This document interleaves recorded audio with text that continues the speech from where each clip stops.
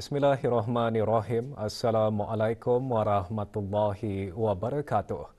Jumlah perdagangan meningkat sebanyak 13.5% daripada 2,267.5 juta ringgit pada bulan September 2021 kepada 2,572.8 juta ringgit pada bulan September 2022 disumbangkan oleh kenaikan kedua-dua nilai ekspor dan import antara tempoh tersebut.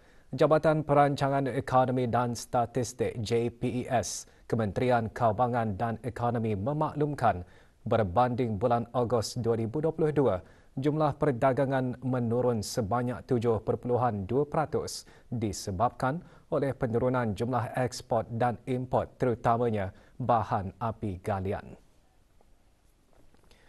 Jumlah ekspor meningkat sebanyak 22.6% kepada 1,612.2 juta ringgit pada bulan September 2022.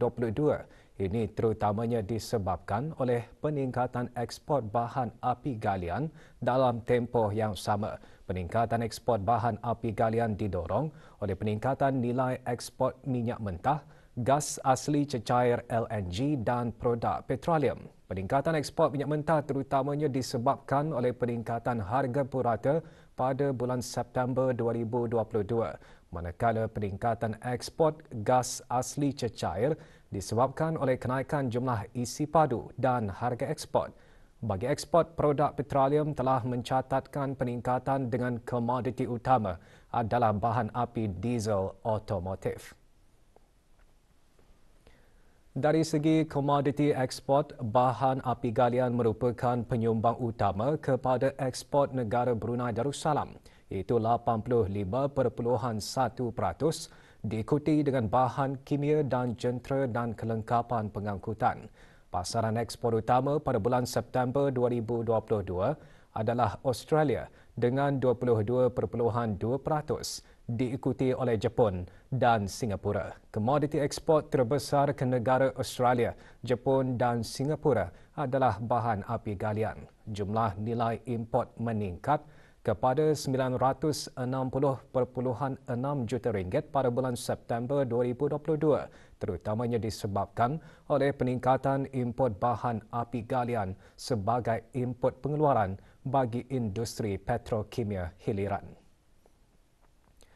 5 komoditi impor utama pada bulan ini adalah bahan api galian dengan 69%, diikuti oleh jentera dan kelengkapan pengangkutan, makanan, barang-barang keluaran kilang dan bahan kimia. Sumbangan terbesar rakan dagangan import adalah dari Malaysia, diikuti oleh Arab Saudi dan Emirat Arab Bersatu dengan komoditi import terbesar adalah bahan api galian. Pengangkutan melalui laut menyumbangkan bahagian tertinggi bagi kedua-dua ekspor dan import. Ini diikuti oleh pengangkutan udara dan melalui darat. Laporan penuh-perangkaan perdagangan barangan antarabangsa bagi bulan September 2022 boleh didapati melalui laman sesawang JPES di deps.mofi.gov.bn.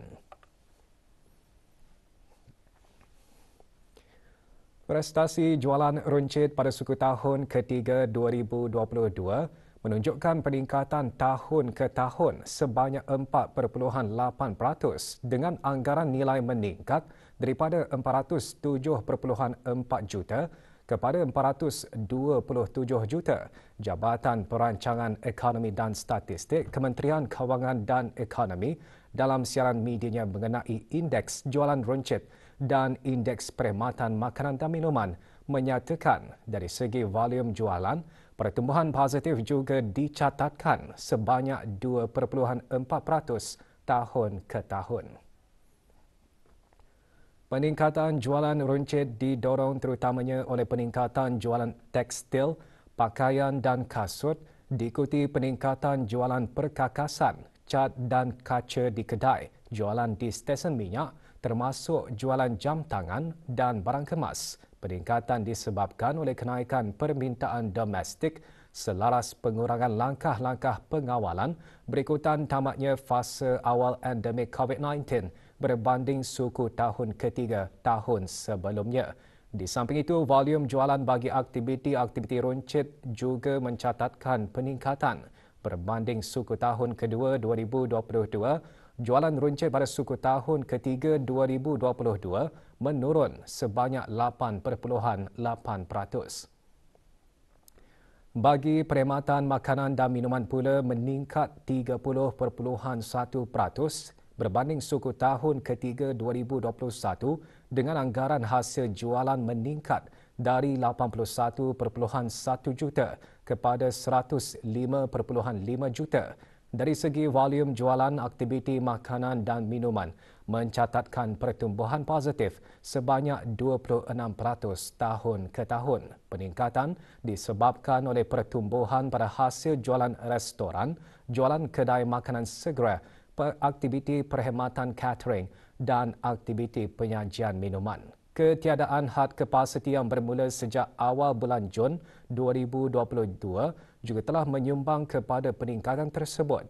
Berbanding suku tahun kedua 2022, perkhidmatan makanan dan minuman mencatatkan peningkatan 6.9% pada suku tahun ketiga 2022. Indeks jualan runcit dan indeks perkhidmatan makanan dan minuman adalah pentunjuk awal prestasi ekonomi bagi kedua-dua aktiviti dan memberikan gambaran tren perbelanjaan pengguna di negara Brunei Darussalam bagi setiap suku tahunan. Laporan penuh bagi kedua-dua aktiviti boleh didapati melalui laman sesawang JPES.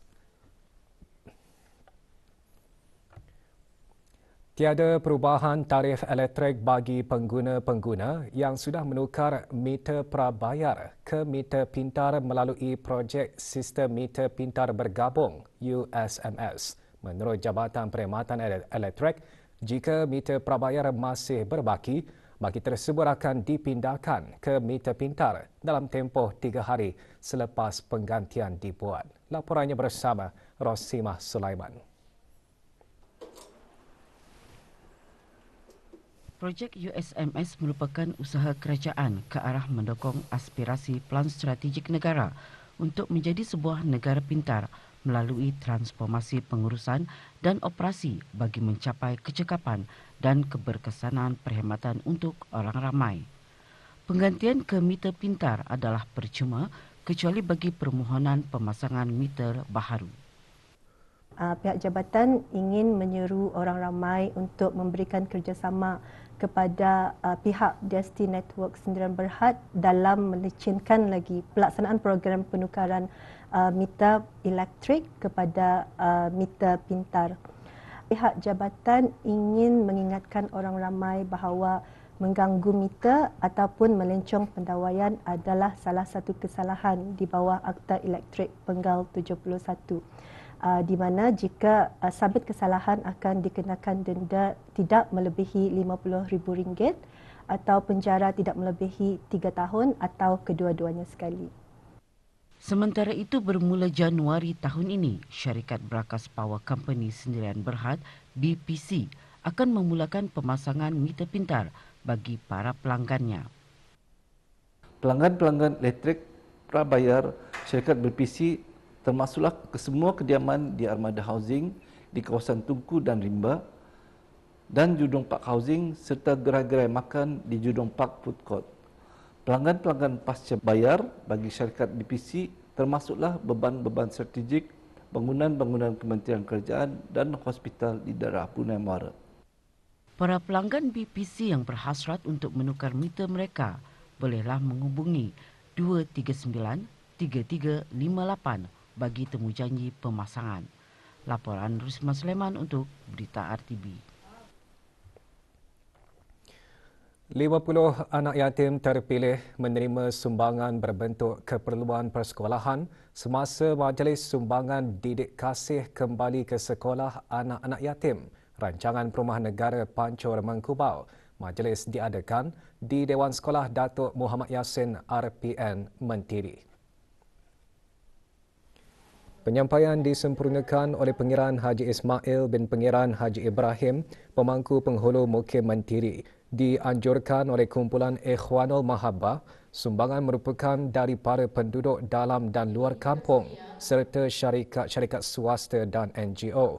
Melalui majlis ini diharap dapat meringankan beban dalam perbelanjaan bagi keperluan persekolahan di samping membentuk sikap dan amalan bersedekah.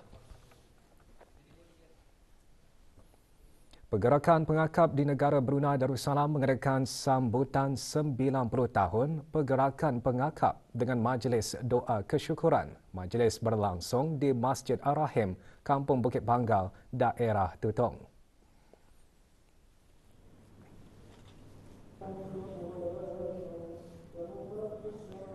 Hadir Dato' Paduka Arkitek Haji Idris bin Haji Abbas yang Dipertua Persatuan Pengakap Negara Brunei Darussalam. Antara pengisian majlis termasuk sembahyang Zuhur berjemaah, diikuti sembahyang sunat hajat, bacaan surah Yasin, tahlil dan doa kesyukuran. Pergerakan pengakap di negara ini mula ditubuhkan pada tahun 1933 dengan keramaian ahlinya di peringkat awal seramai 12 orang. Turut hadir Haji Awang Badar bin Haji Awang Ali, Ketua Pesuruhjaya.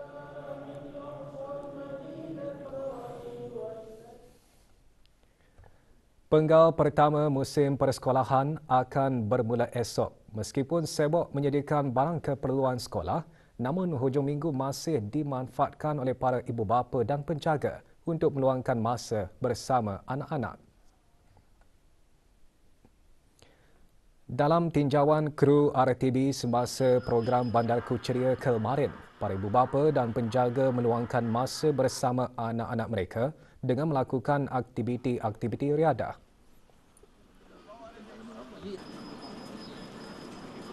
Lepas bercuti 1 bulan, kita ni ke Bandarku Ceria sebelum start school run siapa.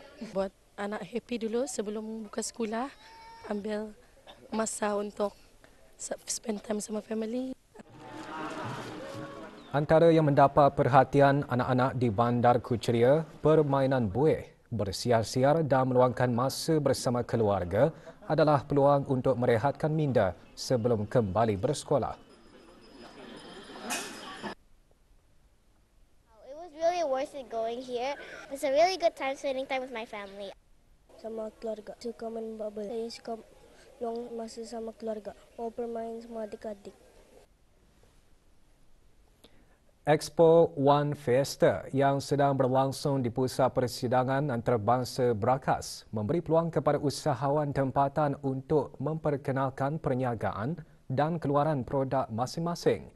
Expo Anjuran VS Event Co itu merupakan salah satu inisiatif untuk menyatukan usahawan tempatan selain menganalisa kedudukan pasaran masa kini.